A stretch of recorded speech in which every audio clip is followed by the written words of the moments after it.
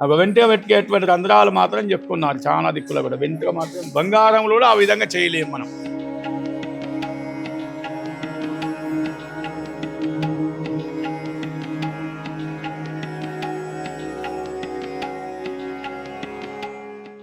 అందులో ఇది విష్ణు ఆలయము, పైన గాయత్రీదేవి, చుట్టూ అష్టదిక్పాలకులు.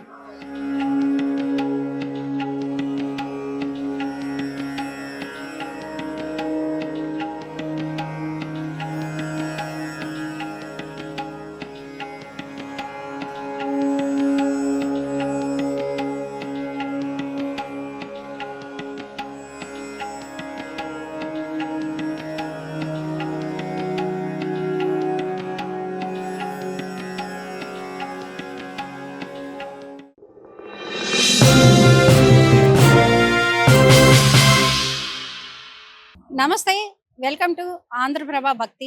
నేను మహాలక్ష్మి. మనం ప్రస్తుతం 1000 స్తంభాల ఆలయానికి వచ్చాము.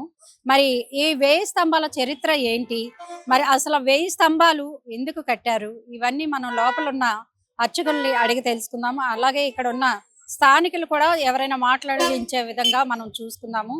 అసలు ఈ 1000 స్తంభాల గుడి అనేది శైవ క్షేత్రం అని చెబుతూ ఉంటారు చాలా మంది. ఎందుకు అంటే ఇక్కడ శివుడు విష్ణువు కలిపి ఇక్కడ ఆయన్ని కొలువు తీర్చారని పురాణాలు చెప్తూ ఉన్నాయి. 1000 మంది వేద పండితులు ఇక్కడ శాస్త్రోక్తంగా ఈ ఆలయాన్ని నిర్మించారని పురాణాలు చెప్తూ ఉన్నాయి. మరి మనం లోపలికి వెళ్ళి ఏమేమి ఆలయాలు ఉన్నాయో చూసేద్దాం రండి. మరి మనం 1000 స్తంభాల గుడి దగ్గర ఉన్నాం అనమాట. బయట నుంచి చూస్తే ఆలయం ఎంతో మనకి ఆకర్షణీయంగా ఉంది. అందులో ఇది కాకతీయ రాజులు నిర్మించిన ఆలయం కాబట్టి ఈ ఆలయానికి చాలా విశిష్టత అయితే ఉంది. మరి లోపలికి వెళ్ళి అయ్యగారు ఉన్నారు, వారితో ఈ ఆలయం యొక్క విశిష్టత ఏంటో తెలుసుకుందాం రండి.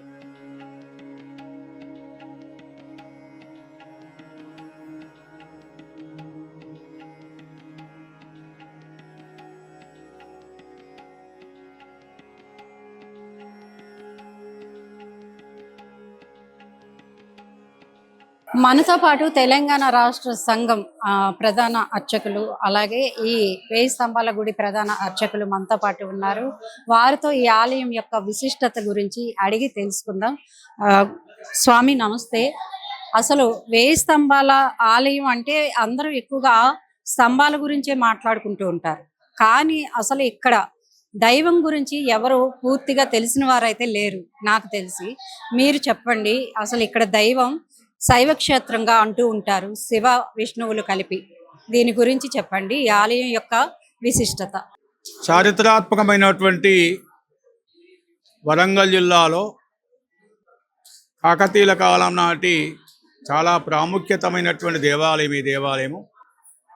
కాకతీయులు మొదటి దేవాలయంగా 1163 లోపల ఈ దేవాలయం నిర్మించారు. త్రికుటాలయంగా నామకరణం చేశారు ఈ దేవాలయాన్ని.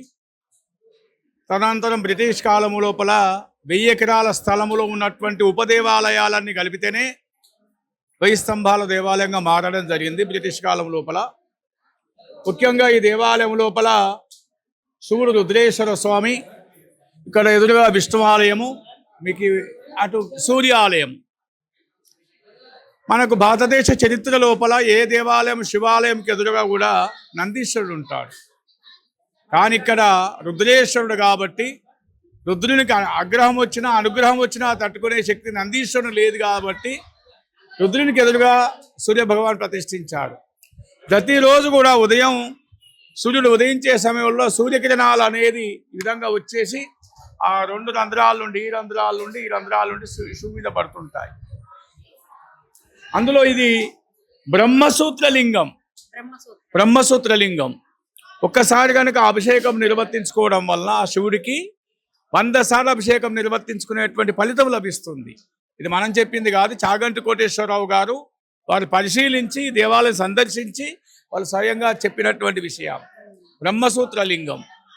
కాకపోతే దగ్గరగా వచ్చినటువంటి వాళ్ళకి ఇక్కడ శివుడు ఉన్నాడు, రుద్రేశ్వరుడు ఉన్నా అని చెప్పి తెలుస్తుంది. కానీ సరే, ఎందరో కోట్లాది మంది హిందువులు భారతదేశ వ్యాప్తంగా దేశ విదేశస్తులు కూడా దర్శించుకోవడం, పూజలు తీసుకోవడం, మొన్న 120 దేశస్తుల సంబంధించిన మహిళలందరూ కూడా స్వామివారు దర్శించుకున్నారు, అభిషేకించుకున్నారు. వాళ్ళు తెలంగాణ ప్రభుత్వం ఏర్పాటు చేసినటువంటి అది. కాబట్టి ఇక్కడ విష్ణు సూర్య విగ్రహాలు లేవు. ఈ మాలికాపత్ దండయాత్ర లోపల అప్పుడు పంచలోహ విగ్రహాలు ఉండేది. ఆ విగ్రహాలను ఆ కాలం లోపల అల్లావుద్దీన్ ఖిల్జీ మాలికాపత్ దండయాత్ర జరిపి ప్రతాపరుద్రుడు అక్కడ నిలబడ్డ సందర్భం లోపల మనకంటే చరిత్ర ప్రకారం చెప్తున్నాం మనము. ప్రతాపరుద్రుడిని బందీగా పట్టుకపోతూ ఈ 2 విగ్రహాలను తీసుకుపోతూ ఇదంతా కూడా ధ్వంసం చేశారు. కాకతీయుల కాలం లోపలనే అప్పుడు తర్వాత జరిగినటువంటి పరిణామాలు కావు. కాకపోతే తదనంతరం బ్రిటిష్ కాలం లోపలనే కేంద్ర పురావస్తు శాఖ 160 సంవత్సరాల క్రితము స్వాధీనం చేసుకోవడం. ఇది వరంగల్ కోట, రామప్ప ఈ 3 దేవాలయాలు కూడా కేంద్ర పురావస్తు శాఖ ఆధీనంలో ఉన్న దేవాలయము. సరే, కొంత కాలాతీతమైన కొన్ని కార్యక్రమాలు నిర్వర్తించుకుంటున్నాము. అందులో విష్ణుమూర్తి ఉన్నప్పుడు ఒక నిత్య కళ్యాణోత్సవం పచ్చతరుణంగా మనకు విష్ణుమూర్తికి ప్రతి నిత్యం కూడా కళ్యాణోత్సవం కావాలి కాబట్టి కళ్యాణ మండపం కట్టారు వాళ్ళు విష్ణుమూర్తికి ఎదురుగా. అక్కడ కళ్యాణోత్సవాలు నిత్యం జరిగేదన్నమాట. తర్వాత కొంత భూకంపాల వల్ల పడిపోవడం, దాని పురావస్తు శాఖ వాళ్ళు మళ్ళీ దాని పెద్ద ఎత్తున నిర్మాణం చేయడం జరిగింది. అది కార్యక్రమం 20 సంవత్సరాలు పట్టింది నిర్మాణం చేయడానికి. ఎందుకంటే అప్పుడు పురాతన శిల్పాలు, దాని తగ్గట్టు కూడా మళ్ళీ శిల్పులందరూ కూడా రావడం, దాని తగ్గట్టు చేయడం అనేది జరిగింది. తర్వాత ఇక్కడ నందీశ్వరుడు లేడు. ఈ త్రికుటాలయాన్ని కలిపి ఒకటే నందీశ్వరుడు. అందులో ముఖ్యంగా హరిహర భేదాలను లేకుండా ఈ దేవాలయ పూజ నిర్వర్తించడం జరుగుతుంది. శివాయ విష్ణురూపాయ శివరూపాయ విష్ణవే, దానికి అనుగుణ పూజలు నిర్వర్తించడం జరుగుతుంది. అదేవిధంగా ఇది నాట్య మంటపం. అప్పుడు ఏంటంటే రాజులు, రథాలు, గుర్రాలు, నాట్యాలు ఇవన్నీ కూడా డమర వాయిద్యాలన్నీ కూడా ఇక్కడ ఉండి దేవుళ్ళకు ప్రత్యక్షంగా సమర్పించేవారు. ఇప్పుడు మేము సమర్పించాలంటే అక్షంతలతో సమర్పయమని చెప్తున్నాం అంతే. అందులో కాకతీయులు ఆజానబాహులు కాబట్టి ఆ దేవుని మామూలుగా పూజ చేసుకునేవారు. ఇప్పుడు మేము పూజ అంటే స్టూల్ ఎక్కాలి, పూజ చేయాల్సి ఉంటుంది అంతే. ఆ విధంగా అందుకోసం కడపలు కూడా ఆ విధంగా ఉన్నాయి, ఏర్పాటు చేసుకున్నారు వాళ్ళు ఆజానబాహులు కాబట్టి. అది 7 అడుగులో ఉన్నది అది విగ్రహం. అందులో ఇది విష్ణు ఆలయము, పైన గాయత్రీదేవి, చుట్టూ అష్టదిక్పాలకులు రమ్మ. అందులో అదేవిధంగా ఇది వడ్డానాలు. గ్రామీణ ప్రాంతాల్లో కూడా ఇప్పటికి కూడా వడ్డానాలు ధరించుకుంటారు పండుగల సందర్భం లోపల, బతుకమ్మ పండుగలు, దీపావళి సందర్భం వడ్డానాలు. ఇది లోలోకలు, అప్పుడే ఉన్నాయి లోలోకలు, ఇప్పుడు కాదు. ఆ కాలంలో లోలోకలు ఉన్నాయి. తర్వాత ఉంగరాల డిజైన్స్ ఉన్నాయి ఇక్కడ లోపల.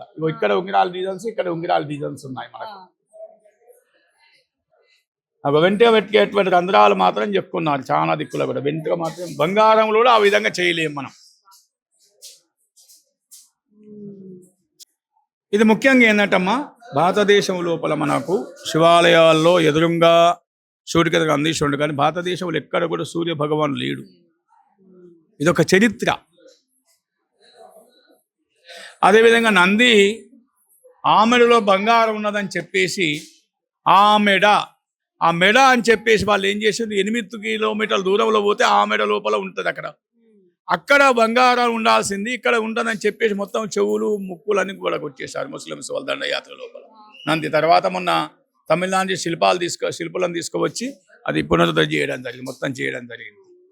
ఇవి ఒక 500 స్తంభాల కింది లెక్క. మనకు చిన్న సపోర్ట్ పిల్లర్స్ కూడా అక్కడ ఉంటాయి చూడండి, అవన్నీ కూడా అవన్నీ కూడా చిన్న చిన్న స్తంభాలు, అవి లెక్కవన్నమ్మ. ఇది ఒక 5 స్తంభాల కింద లెక్క. ఇది ఒక థ్రెడ్స్ లెక్క ఫిడ్ చేశారు. ఇది రమ్మ 5 స్తంభాల కింద లెక్క. అందులో నాట్యకర్తలు నాట్యం చేస్తూ ఉంటే వాళ్ళ శైలింగ్ అనేది అద్దం మాదిరిగా అటు కనపడేదట. రాజులు అటు పక్కకుంటే లెక్కించేవాట. అందుకోసమే సపోర్ట్ పిల్లర్స్ అక్కడ పెట్టుకున్నారు వాళ్ళు. అదేవిధంగా శిల్పికి జిట్టాడు ఆంజనేయ స్వామి. మనకు అక్కడ దీపం పెట్టిన కింద ఆంజనేయుడు ఉంటాడు. శిల్పికి జిట్టాడు అంటే ఇంత, ఇప్పుడు మనకు మూల ఉంటుంది. అంటే వాళ్ళ ప్రాంత ఆజానబాహులు. సోమనాథుడనే శిల్పి ఎక్కినటువంటిది ఇది. కాకతీయ ప్రోలరాజు నుంచి ప్రారంభం కాకతీయ వంశస్థం. తర్వాత రుద్రదేవ మహారాజుతో రుద్రమాదేవితో సమాప్తమైపోయింది. అంటే ఇక్కడ నుంచి రామప్ప దేవాలయానికి 60 కిలోమీటర్లు కింద నుంచి ఉంది. ఇక్కడ నుంచి కాదమ్మా, వరంగల్ కోటి ఫస్ట్ రాజధాని వారు ఎక్కడిదంటే ఈ గుట్ట వెనుక సిద్ధేశ్వర ఆలయం ఉంటది. అక్కడ సిద్ధేశ్వర ఆలయం ఫస్ట్ రాజధాని. అక్కడ ఇప్పటికి కూడా మనకు స్తంభాలు ఉంటాయి. కాకతీయ శిల్పకళ ఉంటుంది అక్కడ. ఫస్ట్ రాజధాని జనాభా పెరిగినా కొద్ది వాళ్ళు ఏం చేశారు, వరంగల్ కోటకు పోయింది. వరంగల్ కోటకు అక్కడ రహస్య మార్గం అక్కడ మనకు వాళ్ళు స్టోర్ రూమ్ గా వాడుకుంటారు. 3 మెట్లు కనపడతాయి మన కింద. ఇప్పటికి కూడా. ఎందుకంటే భూకంపాల వల్ల, రోడ్లు చేయడం వల్ల, ఇల్లు కట్టుకోవడం వల్ల అది మొత్తం కూలిపోయింది. అది అక్కడి నుంచి రహస్య మార్గంగా వచ్చి పూజ చేసుకునేవాడు అన్నమాట. ఒక 500 స్తంభాలు, ఇవి ఒక 500 స్తంభాలు, రెండు కలిపితేనే 1000 స్తంభాల దేవాలయం. అయితే మరి శివరాత్రి సమయంలో ఎలాంటి పూజలు చేస్తుంటారు విశిష్టంగా? శివరాత్రి ఏందమ్మా, మన తొలి ఏకాదశి హిందువుల పండుగతోనే ప్రారంభం అవుతుంది మా దగ్గర. శ్రావణ మాసోత్సవాలు, వినాయక చవితి ఉత్సవాలు, దేవీశ్వర నవరాత్రోత్సవాలు, కార్తీక మాసోత్సవాలు దాదాపు 10 లక్షల మంది వస్తారు మన దగ్గరికి ఆ నెల రోజుల పాటు. తర్వాత మహాశివరాత్రి ఉత్సవాలు, అప్పుడు దాదాపు 20 లక్షల మంది భక్తులు. అంటే మనకు నిలకడ కనపడరు, ఫ్లోటింగ్లా కనపడుతుంటారు. 20 లక్షల మంది ప్రతి శివరాత్రి రోజు 36 గంటల సేపు భక్తులు దేవాలయం సందర్శిస్తారు.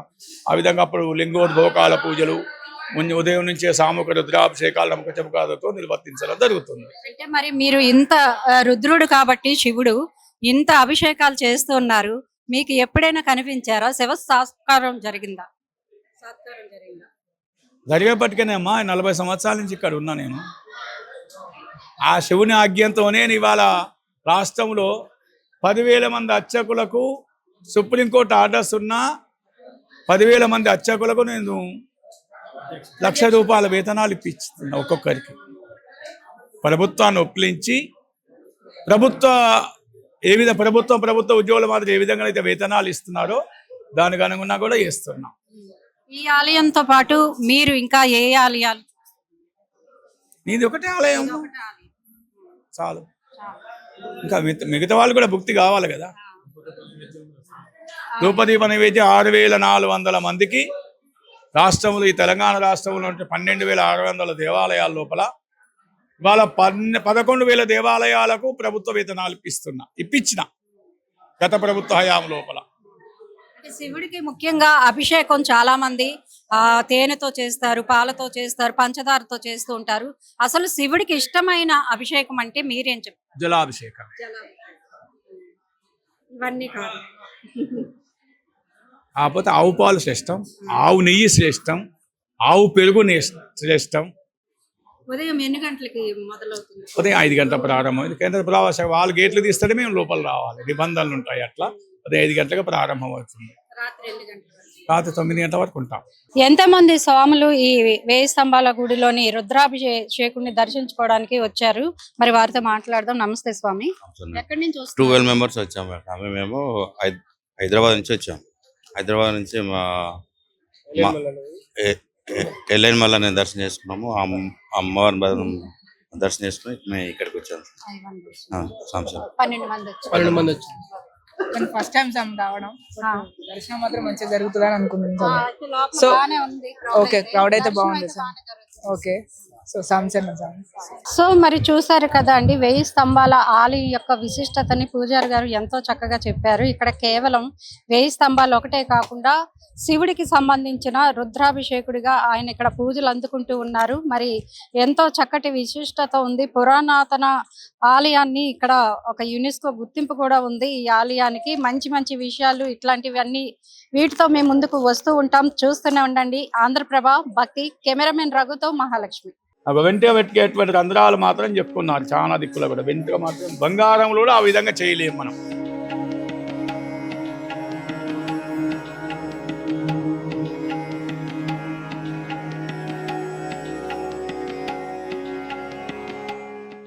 అందులో ఇది విష్ణు ఆలయము, పైన గాయత్రీదేవి, చుట్టూ అష్టదిక్పాలకులు.